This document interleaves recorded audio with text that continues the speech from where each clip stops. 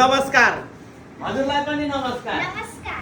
ल उहाँले आफै परिचय दिनुहुन्छ मैले दिन्न ल भन्नु मेरो नाम रेणुका भट्टराई र आज चाहिँ म उहाँ भाइरल अङ्कलको पसलमा आएको छु जुन चाहिँ खसी र बोकाको मासु बेच्नुहुन्छ र म चाहिँ जामनी नगर टप्पा लाइनबाट आएकी र उहाँको चाहिँ मैले दोकान देखेर पसल देखेर चाहिँ म उहाँको पसलमा आएकी छु र उहाँको चाहिँ मैले फर्स्ट टाइम अब खसीको मासु चाहिँ चाख्न गइरहेको छु।